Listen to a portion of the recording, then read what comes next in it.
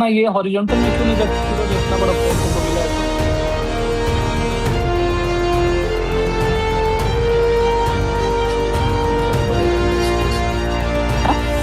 Muted है, सुप्रिया नहीं दिख रहा है यहाँ, म्यूटेड है।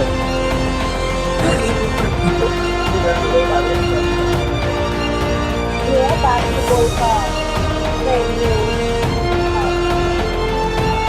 बास्केटबॉल ऑर्गेनाइजेशन का ये देखो, ये बास्केटबॉल का ये है।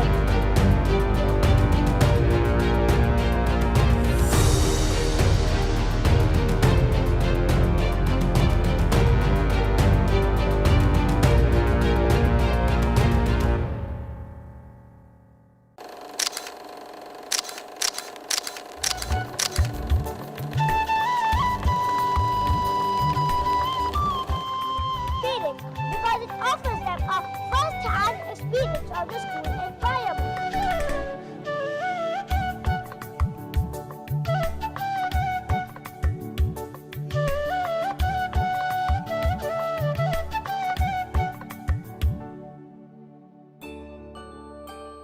A day at DPS means that we are projecting, we are reflecting our best practices out in open today, this day, that you come and see what happens in the classrooms and what happens in the activities of DPS. We've recently got our daughter's admission in DPS, and we were invited to this event, a day at DPS 2, and it was a wonderful event, very well managed, and all the activities were age appropriate, and Myra had a blast, so she took part in all the activities which she usually does not do. I am really waiting for my daughter to start the school and be a part of this amazing journey at DPS.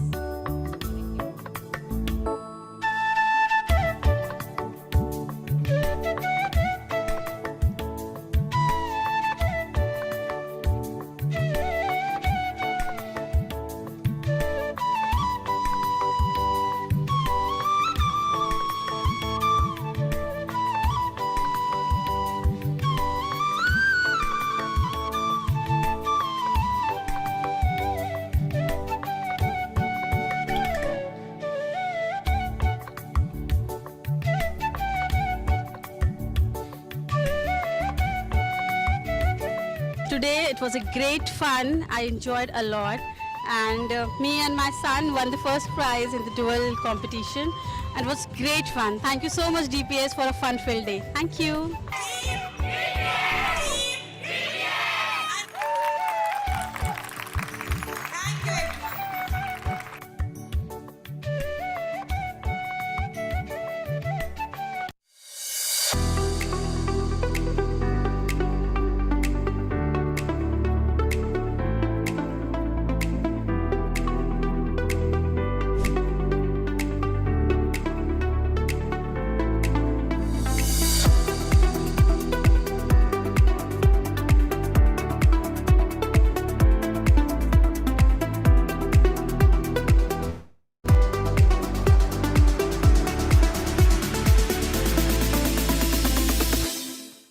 प्राणान्तं कलियुद्धम् अहं विष्णोरवतारम् आणिक्तत्तुं संहारम् कल्कि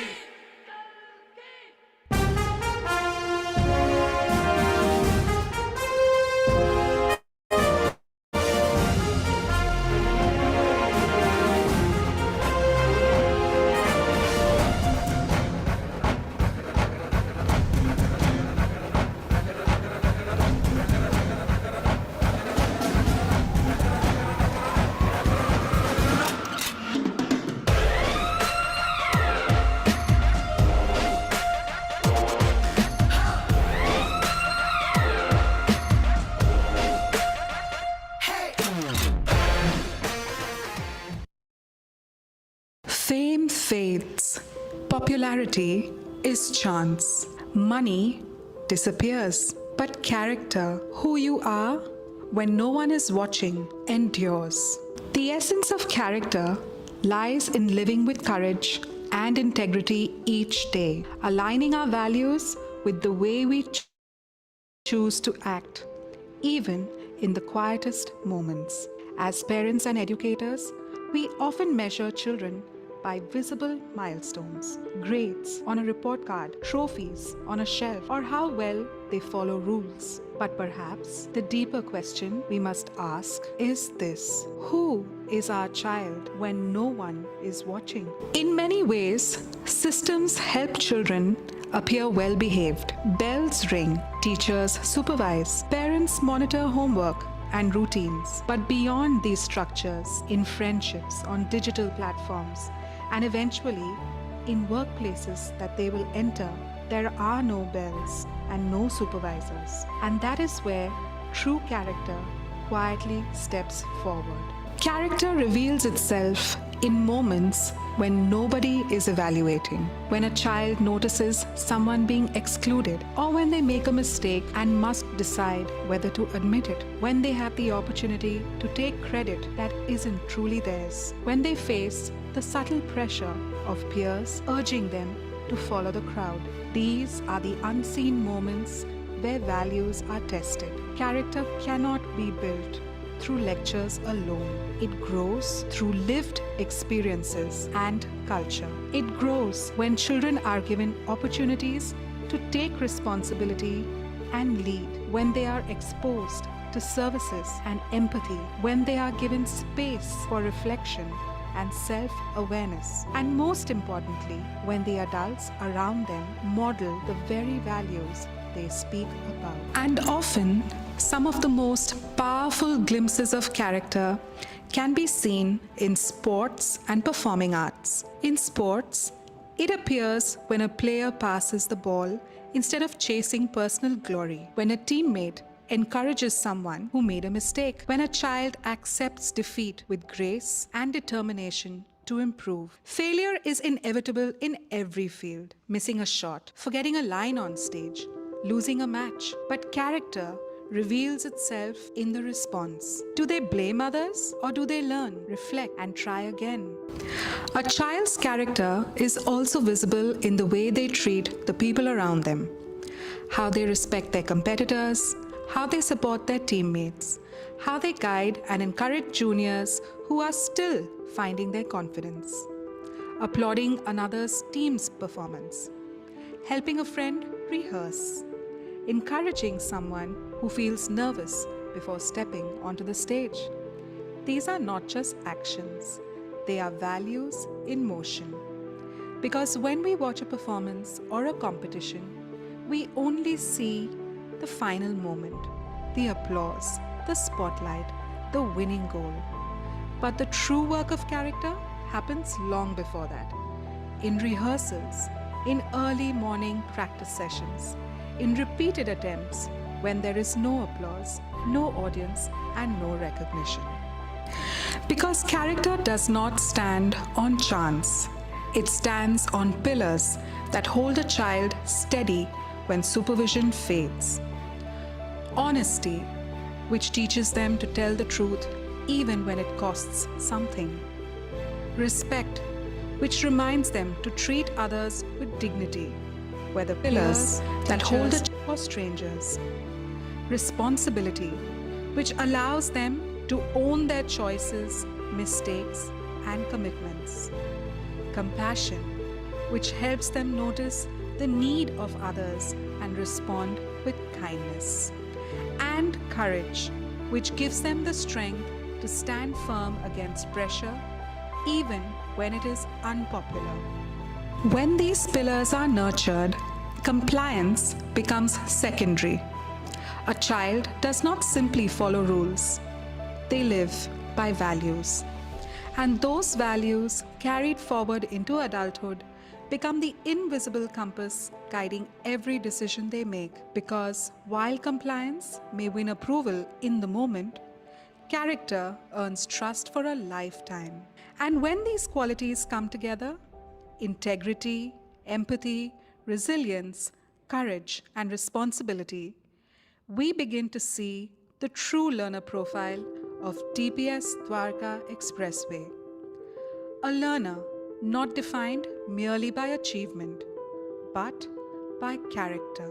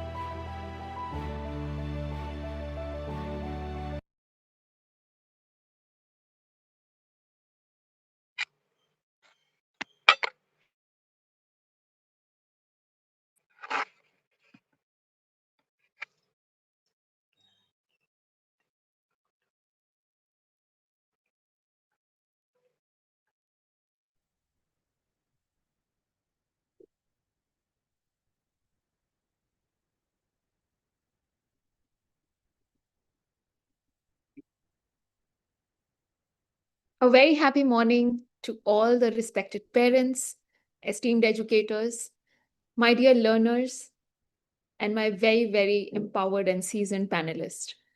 I welcome you all to Manthan 2.0, a flagship event where we don't only churn ideas, but make sure we're passing on a belief that's important for all the stakeholders of the education community. Well, this video totally explains what is the difference between character and compliance. And today, it gives me immense happiness to welcome you all to this wonderful gathering where all of us have gathered to answer one of the very powerful questions is who is your child when no one is watching them? To all the parents and teachers who are there on the Zoom call and who are watching uh, on the social media, I want to ask one question. Do you remember when you were a child and when your teacher used to leave the classroom for 5 minutes? I want you to go back to that scenario and tell me, were you more disciplined or were you more authentic? Yes. What I'm going to talk about today is that compliance is external because it's only after for some time that you can discipline someone. But when a child starts to act with values, it becomes internalized, and that becomes character. Compliance tells us that do the right thing because someone is watching me. But character tells us that do the right thing because it is right. So today we're going to be emerging in beautiful conversations by all my seasoned panelists.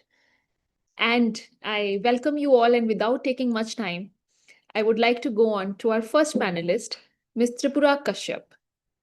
To introduce Tripura ma'am, she has been a pioneer in dance movement therapy in India. Ma'am has made sure that her work does not only create aware children and adults, but also children and adults who know what their healing journeys can be all about. We welcome you, ma'am, to Manthan 2.0. And I would want to ask this first question to you that, as you know, that children are sitting for longer durations these days. Maybe sometimes because of the classes, sometimes because of the tuitions, or sometimes because of long hours of watching screen. And how does it become important for all of us, especially students, to take movement breaks in between? Also, younger students and senior students, I wanted to understand, is there a science that tells us that how many breaks and in what duration can be taken? And how does it impact a child cognitively? Thank Over you to so much. Thank you so much, Dr. Kapoor, for having me here. I think it's a very important discussion. And the fact that I saw the beautiful film that you've made with all your activities, it was really amazing for me. I just want to begin by saying that movement is very primal to us. We were born with movement. That's the first thing we did in our mother's womb. We moved, we somersaulted, we expanded, we contracted. And I think we were so adventurous in our mother's womb with movement. But as we got into childhood, as we got into adulthood, the movement language shrunk in our bodies. And I think right now it's safe to say that the only movement most people have, whether it's adults, children, young adults, is movement of the tips of their fingers, thanks to our smartphones, right? So movement has actually disappeared from our bodies. Yeah, the only thing we do is functional movement, which takes us from one place to another, and um, and I feel that in schools it's very important to begin early and to do something called process oriented movement, not production or performance oriented. Because even performances, it's a bit like writing exams, right? You learn a dance, you go on stage and you perform it. So that's a very different goal. But what I'm talking about here is process oriented movement in which there are no marks, in which there are no performances, but you're looking at children's creative self expression. You're looking at expanding their range of motion. You're looking at physical fitness. You're looking at them developing a socio-cultural awareness of what are the dance forms that are available in our country. And most important of all, you're looking at their holistic personality development. It's very, very important, the character that you talked about. And I think what we've done at Simtai, which I've co-founded, which is called the Creative Movement Therapy Association of India, we've developed something called the Therapeutic Dance in Education. It's a program meant for schools where we train teachers to use movement in classrooms and in halls so that, like you said, children get a break from sitting down. I think sitting is the new smoking. Really, it is. And I think we make children sit more and more and more. And it's very, very detrimental, not only to their body, but also to their mind.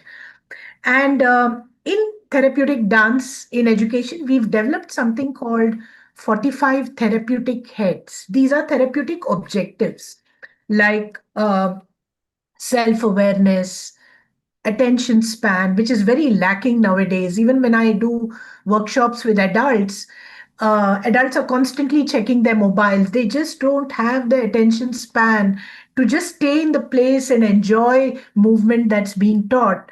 Body coordination, passivity, reduction. How do you work with children who are passive, who don't have the energy to move? How do you get them to move? Children who are very hyperactive, how do you get them to calm down? And also, how do you build trust within children's groups? Yeah. So you won't believe it, but for each of these we have activities that help children overcome bully prevention, for example. That's happening in schools a lot. Develop leadership skills, develop self esteem, physical strength, stamina, and also set personal boundaries. Like, how do you understand what is personal space, personal boundary? How do you say no to people when they come too close to you? So, the things we do in therapeutic dance in education is exactly what you're talking about, Dr. Kapoor. It's really about holistic personality development and to get children to understand their own character, to understand self, basically. Because if they don't understand themselves, how are they going to understand other people? Um, and I think another thing we do is also do something called reinforcing academic subjects. So if they're learning math, science, history, geography, language, we actually get them to do it through movement. They learn math through movement or science through movement. And what really works is when they don't have a performance at the end of it, because then they're not stressed about having to perform. So these are purely movement oriented classes. It'll be great if they go to a multi-purpose hall, which you already have, I'm sure. And children actually experience movement for about half an hour, 45 minutes without a performance in mind, but each session has a goal, right? That is very important. So maybe in today's session, they're going to be working on self-awareness. Maybe in another session, they're going to be working on body coordination. So these goals are important, but not to make them into a product which is to be shown, on stage. And I feel, like you said, movement breaks are very important. To me, it doesn't matter what is the age of the child, whether it's young, old, it just doesn't matter. I think 5 minutes in a class before a session, so that the teacher kind of, even you can do a lot of movement sitting and standing wherever they are. This is what I mean by taking movement breaks. And I think that's what you also mean in a classroom. For example, you can take 5 minutes before a class to do something called a movement energizer, where you just shake every part of the body, with rhythm. And you can also do a warm up for the body. I call it the wake up warm up, where you wake up each part of the body and get it alive. You can also do something called a movement icebreaker, where you get children to interact with each other, and move with each other. Because I think when children interact with each other through movement, there's a lot of trust that builds up, there's a lot of bonding that happens. And And there's also something called movement meditation, where you just use breath, you use movement, and you get children to breathe and move at the same time. I'm not saying you do all this in one session. All I'm saying is every class, 5 minutes before, just do one of these things, and children will be much more ready to listen to what the teacher has to say. Because I think children do get fed up sitting down, and when they move, the energy comes back into the body and the mind, and they feel, the attention span goes up. I just want to end with one more thing, where we've talked about Howard Gardner's multiple intelligence theory. We all talk about it, and I feel in dance sessions you can actually cover all the multiple intelligences: the logical, mathematical, the spatial intelligence, the emotional intelligence, the verbal intelligence, the kinesthetic, the bodily intelligence, musical intelligence, the ability to move to a piece of music, and interpersonal, going deeper into yourself, intrapersonal as well as interpersonal intelligence. So you can actually cover all this through movement in a classroom. So, I think you're doing a great job with the kind of activities that you're bringing in, and it'll be great to have this kind of a movement break for children of any age group. It doesn't matter what age group it is. And remember also the teachers, they get really stressed teaching. So maybe this way you can get a sense of co-regulation going, where teachers are moving, students are moving, and they're getting to be friends with each other. They're co-regulating the energies using movement. Thank you. That's all I wanted to say. Thank you so much, ma'am, for beautifully demonstrating something that the neurosciences confirmed, and also how we can authenticate everything in the real world scenario. Well, you've beautifully explained us that movement is more than physical activity. It is emotional expression, it is cognitive development, and it is healing in itself.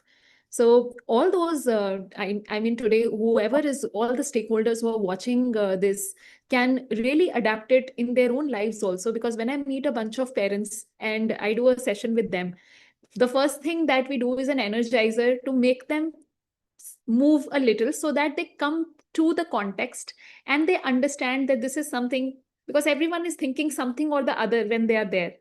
So, and we in DPS Dwarka Expressway have also made some learning spaces that can enhance the power of movement, which is a musical garden or a sensory garden, especially in younger grades. And we would love to have you in the school, ma'am, where we can understand how we can incorporate such activities during the curriculum, so that children and teachers are more energized and they're more happier.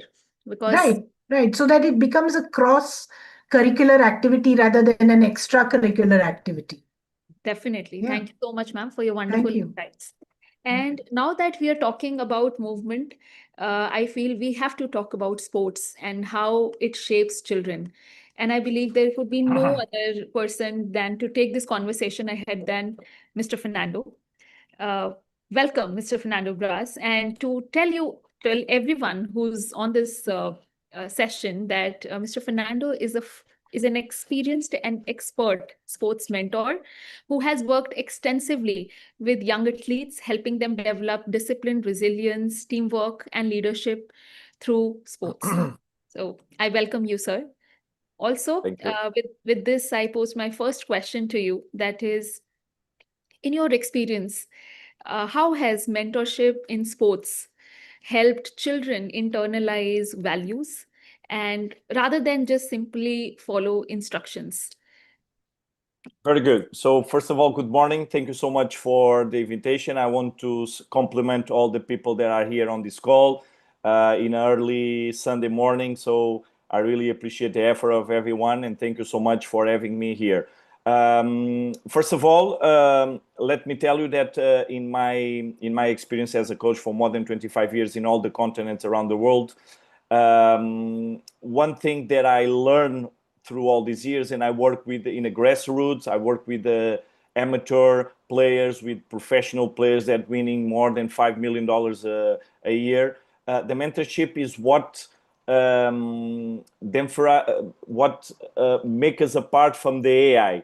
Because if we don't have one thing that when I arrived in India, and something that was a really complicated for me to understand, and this is not a bad thing. It's just something that I watch.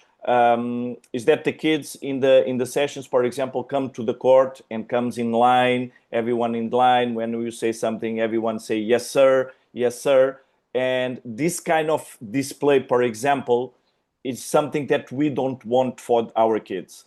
And the mentorship, what differentiates for us from the rules or whatever, is the why. The kids has to understand why I'm doing this, because any player in the world can be on time, can perform the rules that the coach implement on the session. But why I'm doing this? Why is important for me to be on time? Why is important for me to cheer when my teammate scores 2 points or have a success? Why it's important for me to depend on the other player that is in my same team? So this is important. This is what we will try to teach our players, is the why I'm doing this, why is different, etc., etc., etc. Because if we teach our players just to guide, or not to guide, but just to follow things, they will not having the thoughts and the intelligent to, when comes a difficulty, when comes a mistake, okay, how I can be resilient related to that. Because sports going to give us a lot of fails. We're going to lose a lot of games. I lose a lot of games. When I was a player, I miss a lot of shots.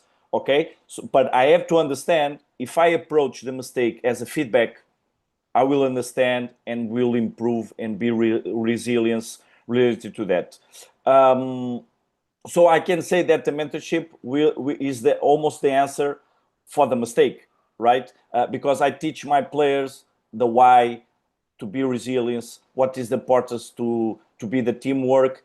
And then let me just give you an example through my years around the world. When I was coaching a professional team, I had the majority of the players were millionaires. And sometimes the people see on the screen some coaches, why that coach is so calm in the team, why is not expressing, why is not yelling with the players, why is not being mad. And in the high level, and I try to bring this methodology to the young kids, is yelling is not going to help anything. They're not going to learn if I tell you for you to do something. Okay, he can do right now, but in the future he doesn't understand why he has to do it. And our players in a high level, I don't have to scream with anyone, nobody, because they already know the values of a sports that they should be, because they are professionals. And the young kids, sometimes I see Indian coaches screaming a lot with the players, being very energetic to them. Why don't you put that energy in positive things? Just focus on the positive things, because none of the players that I know around the world like to be shout. Nobody likes to be shout, right? And the mentorship is this, is guide our players through a path when I have to create inside of my sessions situations that put my players to think and to decide. And then in the end, together, we figure out what is the solution for every situation that we are there. And in a long term, this is what define mentorship or guidance from a dictator coach, is through the years, the player will understand the value of thinking, resilience, and teamwork. Because one thing I have for sure certain is nobody reach nothing alone. Zero. We always need someone on our side in some part of our life. They're going to give us a help or opportunity for us to reach the high level. But the question that I want to finish with this question is, are you ready to perform well when that opportunity comes? And in your video, you spoke something that is very important, is we build character, not just putting the kid follow rules or follow books or whatever. No, we have to create an environment when the kid has to think, has to resolve problems, and then you're going to have mistakes, but you're going to think about that mistakes and come back stronger, because in the long term is what we want to create. We want to create people with their own thoughts, with the evolution, and participate not just inside of the court, but in life, right? Because I need to transfer the values of inside of the court to the life, because in life we're gonna have some issues around the world, right, in our life. But the sports teach me, don't give up. This is just a feedback in your life. Let's move on. Let's go. Resilience, resilience, resilience is the key for us to have better players, better coaches, but first of all, better human beings. And this is what we want for the sports in India. And one more time, thank you so much for having me. It was a really pleasure. So I'll take it from here. Thank you. Thank you so much, Fernando Bras. Thank you so much for being here on a Sunday morning. First My of all, I pleasure. would like to First of all, I would like to introduce myself. Namaskar to everybody who are here on a Sunday morning. My name is Mrs. Chopra. I'm the principal of the school. And Mr. Bras, you very, very beautifully told us that sports is not just an activity in the school. It is more than an activity. It is building up of teamwork, resilience, thinking. And I like that best line you spoke was that nobody works alone. That was the best takeaway of whatever you said to me. But I would also like to enlighten you, sir, that here in DPS Dwarka Expressway, I've got a career of around 27 years. I've worked in many schools in India and across. And when I joined DPS Dwarka Expressway, I actually got to know that DPS Dwarka Expressway does not take sports as an extracurricular activity. It takes sports as education beyond books. It takes sports as something that will build individuals, build humans. And that is what you actually said. I would just like to enlighten all my parents who are here on a Sunday morning that the sports facility that DPS Dwarka Expressway has is immense. When you have visited, sir, both the campuses 102 and 103. In 102, we have 31 sports which we teach our children, all like baseball, like javelin throw, like shot put, like discus throw. We have made prototypes of them, and children are learning basics about these sports so that at least they understand that these are what the sports are all about. And in 103 campus, beautiful campus with all kind of sports facilities available. As you said, football taken care by Lahalika people, basketball taken care by NBA people. We have a cricket pitch, which is beautiful, swimming pool, which is all weather purpose, so that children should not miss their swimming during winters as well. Skating ring, taekwondo. Also, we have chess, which we take pride into. Our children are expert in chess. We have table tennis, we have badminton. So it's wonderful. We are just not saying that sports is an extracurricular activity. We are saying that, yes, it is teaching you life. As you just said, Mr. Fernando, that it is teaching you resilience. That is very, very important. And I'll just take 5 minutes more to tell some accolades of my school to help you understand that I'm not just saying that we have facility, but we are doing also. I've got this long list, but I will not say that long list. I'll just be very quick enough to tell you, that if you talk about cricket also, my children in 102, the little ones in Jaipuria Little Masters, which was in DPS 45, they had won quarterfinals and two kids got special trophies. Also, they qualified in quarterfinals in DPS Vasant Kunj, and that was great for us people. When we talk about our students in basketball, they have won zonals, you know about it, sir, in inter basketball tournament Aram 3.0. Also, in girls basketball under 14 category, they won the second position in Aram 3.0. When we talk about football, who knows better than you? That third position in under 17 category in Interschool Sankalp Sahodia, third position in under 14 CBSE clusters.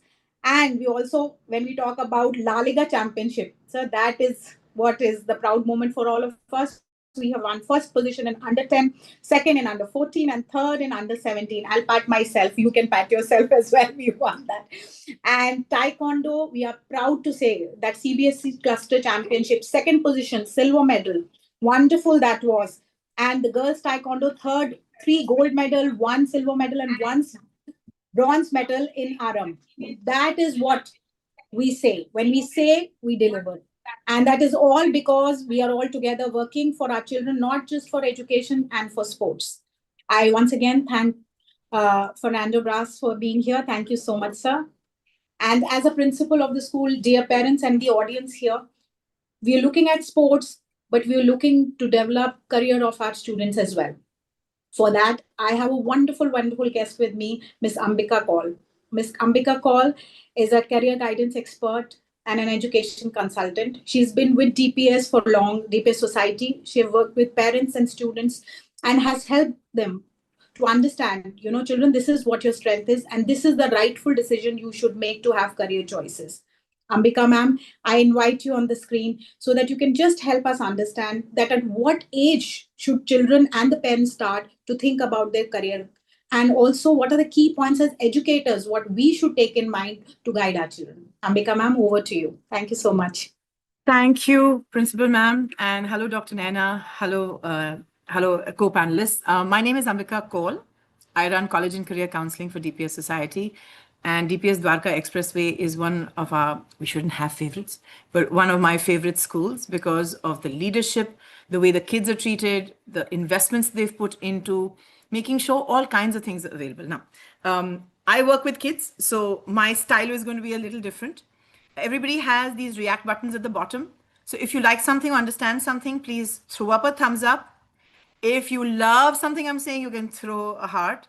If you want me to explain something quickly, you can throw up a shocked face. That's what the kids do and it works. So could I just check, could everybody just dump a few reactions in it so I can just see? Perfect. Great. Also remember, I work with 14-year-olds. So my energy and is about that age. However, because I have worked with over 11,000 kids individually, and we run a program for nearly 100,000 children, this is something, everything we talk about has come from either scientific research or a certain amount of understanding.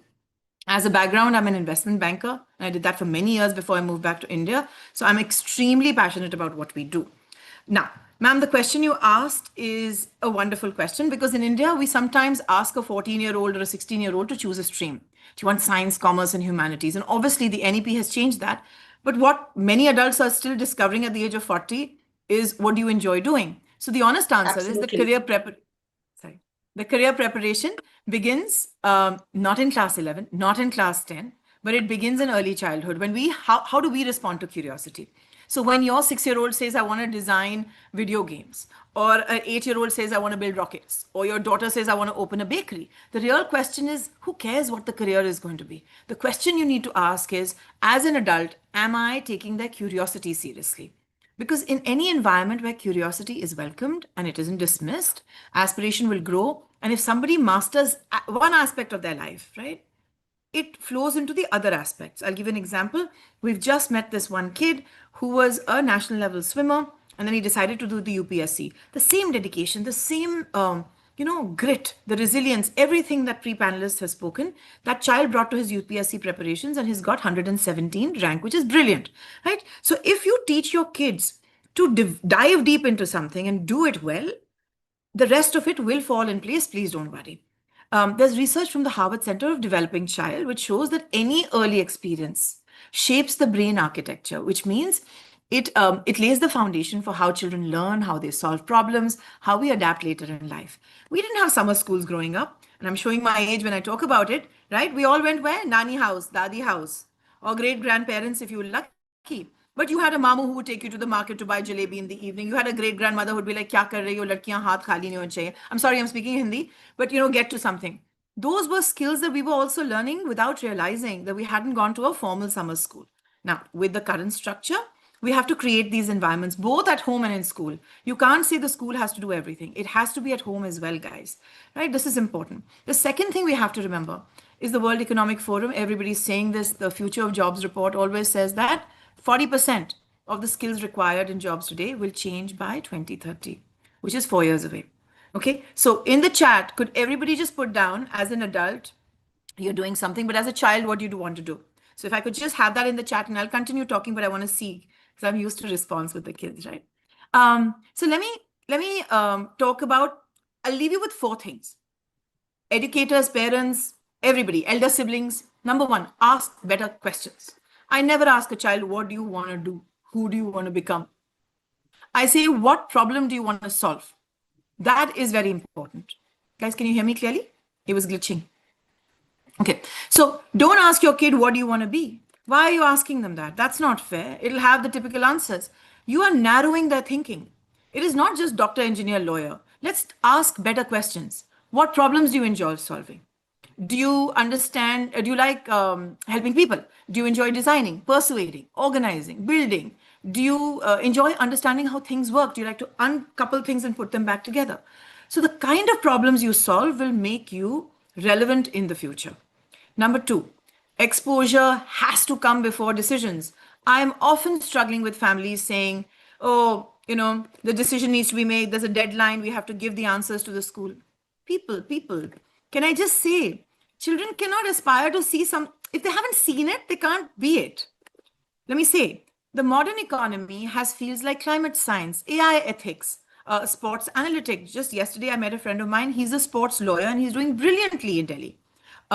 He works with athletes who are working, with dope charges and contracts and things like that.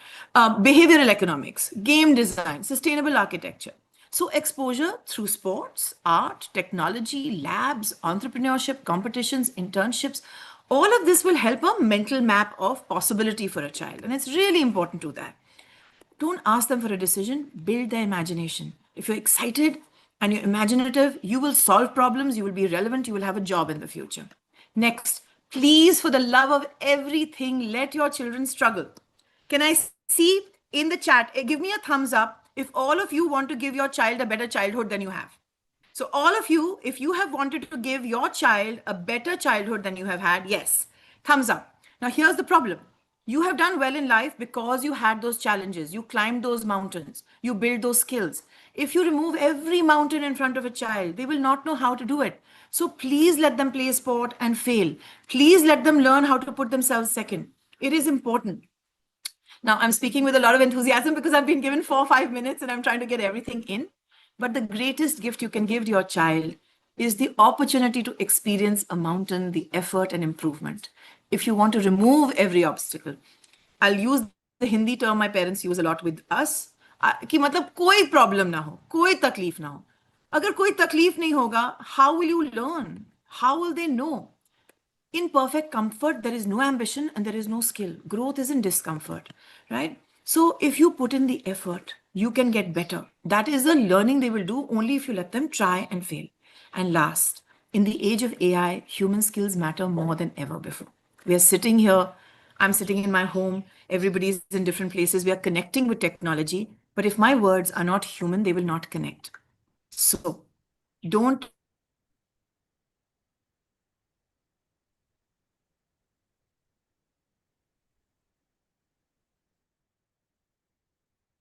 some of the skills I work for is analytical thinking, creativity. So you're seeing my creativity. I ask people to use this and I love it. Do you know the kids use this one the most? Let me show it to you. And I also tell them if you want to throw confetti in me anytime, they go and throw confetti on me, right? So I'm just engaging with the kids. It sounds very silly. Some of the parents are like, oh, she's very silly. But the kids are listening. How do you get the kids to listen on a Zoom session? So I'll repeat, analytical thinking, please write it down. Creativity, resilience, curiosity and emotional intelligence. But that is not just built through exams. Conversations. Get that TV out of your dining room. Sit with your kids when they're eating. Please, mentorship, explore stuff, go meet people. This is why a partnership between home and school is so, so important. And you are very lucky to have the leadership that you do at Dwarka Expressway. And my last thing to you is don't be a helicopter parent, be a lighthouse parent. A lighthouse parent will give guidance, will give values, perspective, but let the child steer their own ship. With this, thank you very much. Our jobs is not to design the child's life. It is to open windows in their brain. It is to broaden their horizons. And with that, thank you very much for this opportunity to speak. You guys have a great team, and I look forward to supporting you in the years ahead. Thank you. Thank you so much, Ambika ma'am. It was actually very insightful. I know you've been working back and forth with the global time span also, and it's been like throughout the night you've been working. But I'm so much thankful to you for sparing your precious time, and it means a lot because it will guide our parents how to go about with their child's career path. Thank you so much. Also, With that, I would like, yeah, yeah. thank you, Sarika ma'am. And well, Ambika ma'am has always been my favorite, and she's Yeah, of always course. been one person I look up to for the kind of enthusiasm and passion she carries to work with children. And rightly said by you, Ambika ma'am, that our children, the basic aim of any educational ecosystem has to be that all stakeholders are first happy, because unhappy adults are harsh on children, and unhappy children cannot make their way forward. There was this one class that I was uh, taking a session on, and I asked that what is it that you want to be in life? And children started saying, uh, I want to be an engineer, I want to be this, I want to be an investment banker, and all of that. This is 4 5 years back. And there's one child who raised his hand and said that I want to be happy. I said, did you get the question right? And he said me, ma'am, did you get life right? So, and this is the typical child and adolescent that we are dealing with today, because they love to question. Their inquisitivity, their exposure needs voice, and they already have that voice and perspective. We just have to make sure that we give them enough space and understanding to take it forward, because children are no longer learning with instructions, they are learning with examples. And the example that you can be to a child, what you demonstrate, how you are as a teacher, as a parent, gives them much more insight into how to handle world, how to handle life problems, because as parents and as teachers, we are the reference point of our child's life. Even as adults, we would go back and ask that what would my mother have done in this situation?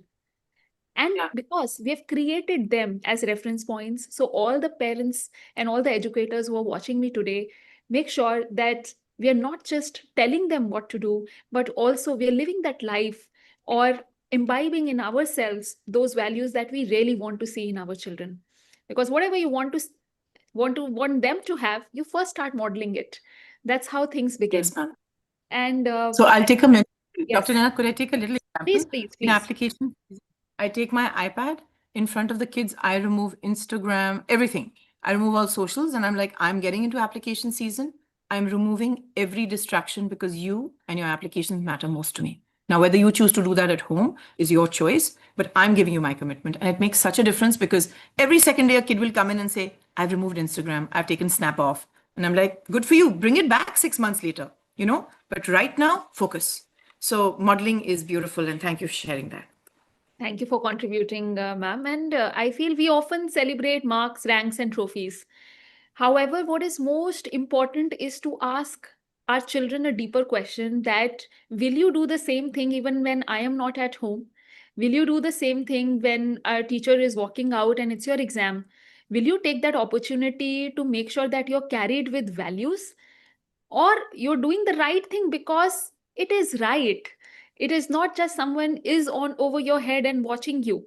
So what you said about helicopter parenting, or there are some uh, Santa Claus parents and Santa Claus grandparents also, which we, because as a therapist, I have seen broken families, I have seen systems.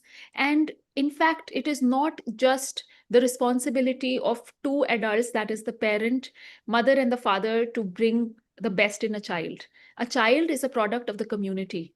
And if the child is not parented by the community, the child does not need to understand negotiation skills by something that you are telling them as instruction. They can learn it through their grandparents' stories of partition and how they traveled and how everything happened. And they can understand much more by spending time with their cousins rather than through Netflix series.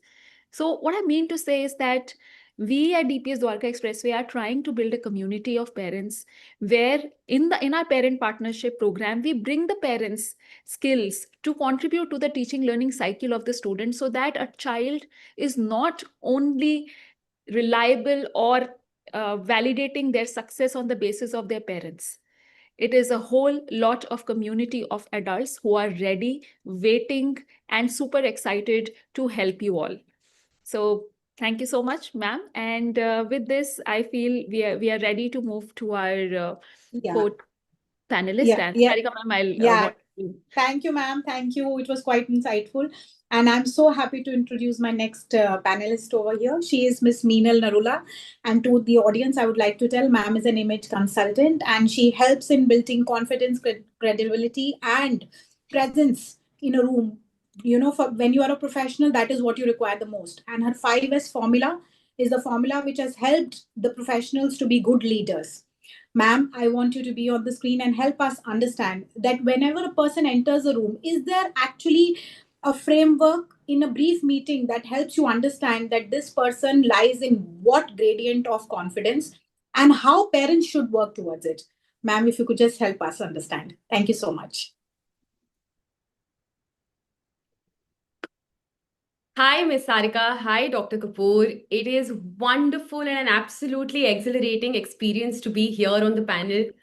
Firstly, I would like to say and appreciate all the co-panelists because I am the mother of a 2-year-old and the amount of knowledge I've gained in the past half an hour, 1 hour is immense. And I'm enjoying it so much as a parent first and then an expert second. So thank you so much for having me on the panel. Would someone be pinning me at the top because I'm not able to see myself on the screen right now? 1 second. Yes, perfect. So to answer your question, Ms. Sarika, when we look at someone, so when I work with professionals, be it senior leaders, CXOs, chairpersons across the country, the first thing that they're learning from me as an executive presence coach and an image consultant is not just strategy or skill on how to speak better, dress better. What they're essentially learning is that when I enter a room, who am I bringing to this room? What part of myself am I bringing to this room? Right? And so when you said that how can we, is there any framework or strategy to present ourselves right? Let's first answer that what is it that you're noticing when you look at someone, right? Are you able to capture the right first impression about someone or not? So research says that in a little less than 3 seconds, when we look at someone, we decide if we like them. Now imagine if someone is taking a little less than 3 seconds to decide if they like you, believe in you, trust you, or buy from you the idea of you that you're trying to sell to them, those 3 seconds become very important. Now, I'll give you the example of the panelists who've been here in their first 3 seconds. When you saw all the panelists come up, the first one, which was Tripura ma'am, you saw her come up. In the first 3 seconds, you judged her based on her appearance, her body language, and you knew that there is a synchronization in her passion, in her appearance, in her body language, and in her communication. Her energy was speaking about her passion for movement, right? Similarly, when you saw Fernando, you saw Dr. Nena, you saw especially Ambika, the exuberance, the passion that she brought to the screen, and with the way that she spoke about children, there was a synchronization. So, in the first impression, we instantly liked them because of this coherence. Now, how do you build that in your children? I would say that at this stage, when people are 40, 50 years old, I am doing this finishing touch in people. I'm helping them dress better, carry themselves better, speak better. But this level that you're at, the age that you're at with your children, at the age of 4 or 5, you don't need to do this finishing touch. What you essentially need to do is you need to build a strong foundation, a strong inner world for them that helps them automatically reflect these skills later on, right? So, the first thing that you can do with your child is build a healthy self image. Now, what's a self image? Self image is essentially the entire vocabulary, internal dictionary of words that people use to describe themselves. Right now, if I ask Dr. Nena or if I ask all of you that can you pick 3 to 4 words to describe yourselves? And if you choose words like sensitive, outgoing, hardworking, let me tell you that you were not smart enough to come up with these words on your own, right? You heard these words for the first time when you were really young, and it was either your grandparent, your parent, your close friend, your teacher who used this word to describe you.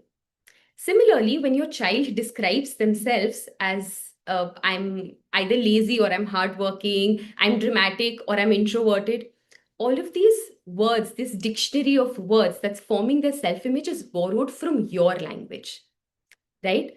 So, to build a healthy self image to start with, be very, very mindful of the language you're using to describe them in front of them, or even on the phone while talking to the relatives in front of them, because they're always listening. And they're being conditioned to see themselves using this internal dictionary of words. Your words are going to act like a mirror in which they are going to see themselves in, right?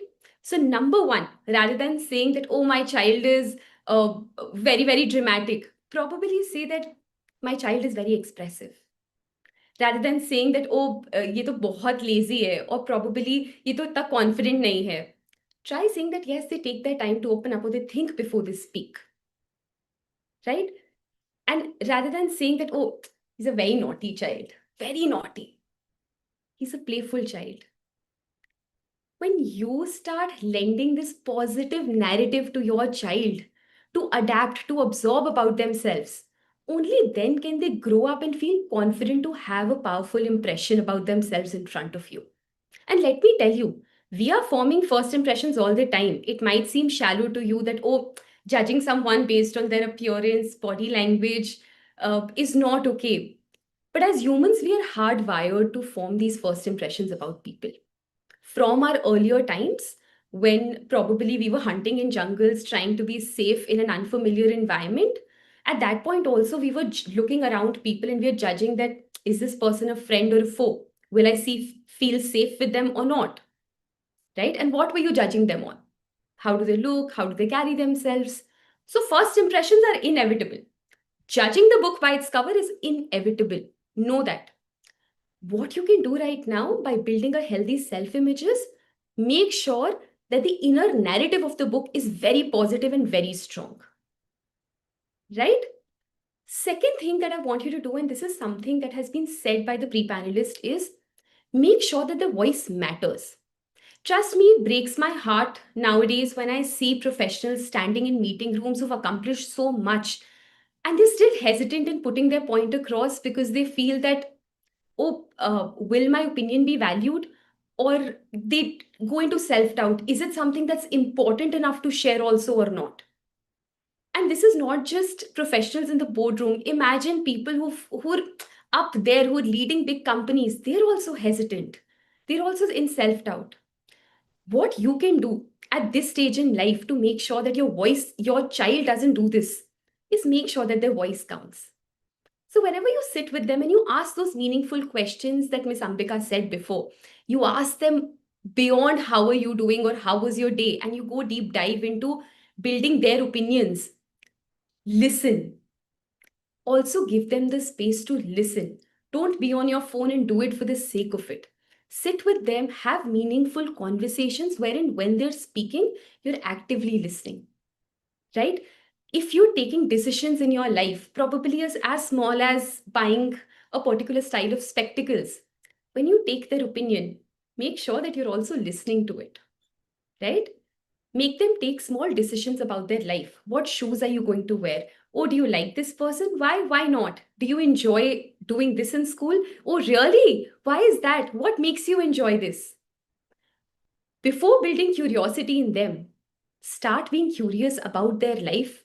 Make sure that they have some meaning, that they are solid individuals who you're giving that importance and space and stage to be themselves. Right? And when you do that consistently, 20 years later, it won't matter if social media decides that, oh, this person is powerful or not, or stakeholders, their bosses, their peers decide if their voice matters or not. They're going to be solid individuals, be it in a boardroom, in an interview, in any important stage of their life. Right? And third, this I believe is the most important part, which is what I teach to adults now. And that is that teach them soft skills, but model those soft skills. This is also something that was said before.